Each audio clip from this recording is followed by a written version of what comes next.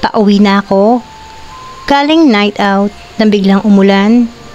Hindi ko pa naman ugaling magdala ng payong, kaya basang-basa ako ngayon. Buti na lamang, merong waiting shed akong nakita sa di kalayuan. Tumakbo ako doon at agad sumilong. Pag minamalas ka nga naman, bulong ko sa sarili ko. Medyo may tama pa din ako at bad trip dahil nakita ko ang boyfriend kong may kaharutan sa loob ng bar. May pumarang taxi sa harap ko, kaya medyo gumaan ang pakiramdam ko. "Miss, saan ka?" tanong ni manong driver. Medyo madilim sa kinakatayuan ko kaya hindi ko maaninag yung mukha niya. Pero alam ko na matanda na siya. "Sa may Albers lang po," sagot ko sa kanya. Saka sumakay sa likod. Hindi naman siya sumagot, kaya siguradong okay naman yun. Medyo mabagal ang pagtakbo ni Manong, pero okay lang. Nang makalayo-layo na kami, saka ko lang naalala na hindi ko siya natanong kung metro. "Manong, metro po ba?" Hindi siya sumagot, pero tinignan ko siya sa rearview mirror. Tumingin sa akin at kinabahan ako nung nakita kong pulang-pula yung mata niya at mukha siyang tuliro. "Manong, sa tabi na lang po. May nalimutan po kasi ako." Kinakabang sabi ko sa kanya, pero ngumiti lang siya at pinabilis ang takbo ng taxi. Tumigil siya sa lugar na sobrang dilim, na parang hindi madalas daanan ng mga sasakyan. "Manong, bakit dito po tayo?" Naiiyak kong tanong sa kanya, pero hindi siya sumagot. Bumaba siya ng sasakyan at binuksan ang pinto sa tabi ko. "Manong, bakit po?" Agad siyang pumasok at umupo sa tabi ko. May pilit siyang pinapainom sa akin na gamot. Halos masuka-suka ako pero wala akong nagawa kundi lunukin yun. "Huwag mong isusuka yan." Nakakatakot na banta niya sa akin. Makalipas ang ilang minuto, may naramdaman akong init at kiliti sa aking katawan. Tumingin ako kay Manong at nakita ko siyang nakangiti. Unti-unti, naglakbay ang kamay ko at tinaplos ang aking sarili. Napasinghap ako dahil dito. Napapikit ako sa sensasyong ako rin ang may gawa.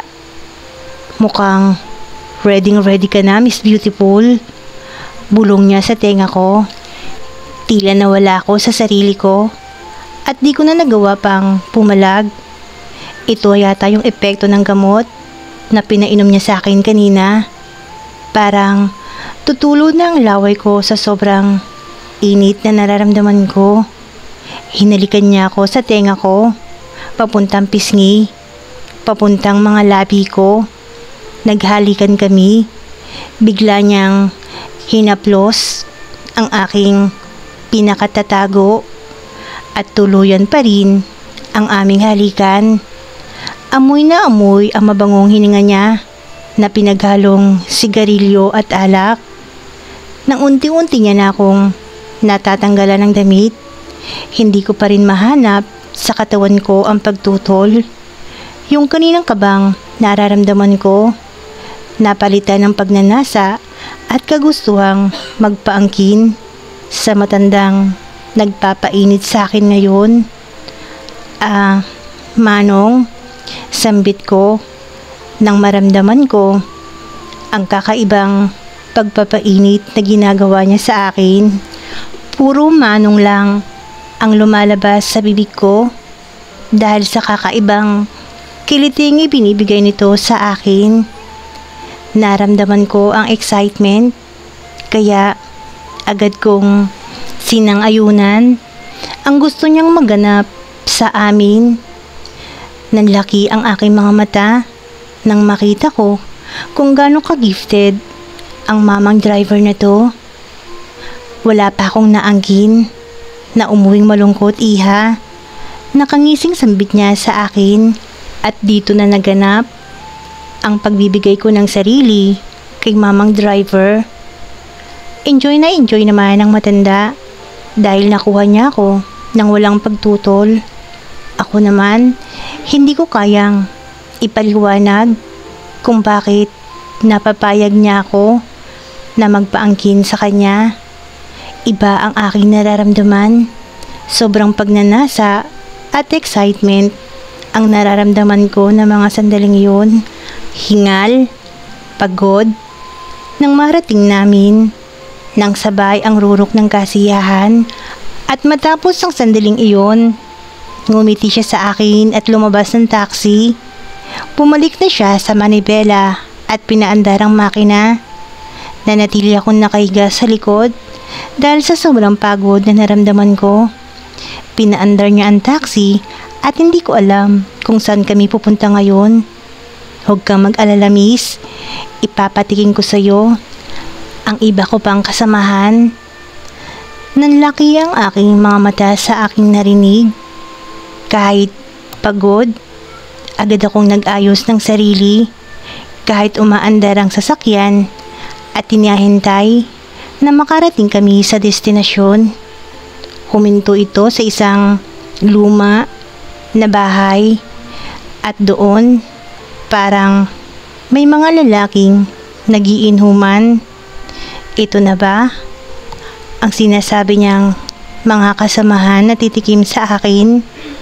Kung sa bagay, sa isip-isip ko, kung kasing galing naman ni manong driver ang aangkin sa akin, why not? Tutal, hindi pa naman nawawala ang matinding pagnanasa na nararamdaman ko sa mga oras na yun. Pagkababa ko ng sasakyan, inalalayan ako ni mamang driver papasok sa lumang bahay.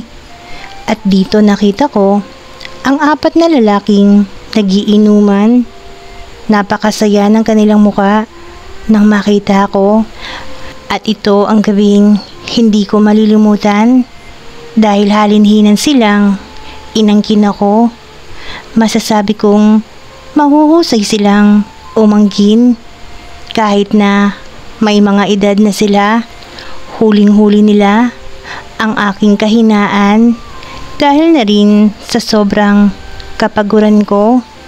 Nakatulog ako habang hindi ko na alam kung patuloy pa rin ba nila akong inaangkin. Kinabukasan, nagising na lang ako na napakasakit ng aking katawan. Katabi ko pa rin sa pagtulog si mamang driver. Ang unang umangkin sa akin sa sasakyan. Ang ibang lalaki ay wala na. Walang salitang bumangon ako at palihim na tumalilis. Nandidiriman ako sa aking sarili. Wala na akong magagawa. Tapos na. Naganap na ang lahat. Magsisi man ako ay huli na. Panalangin ko na lang. Sana ay hindi magbunga ang ginawa nila sa akin.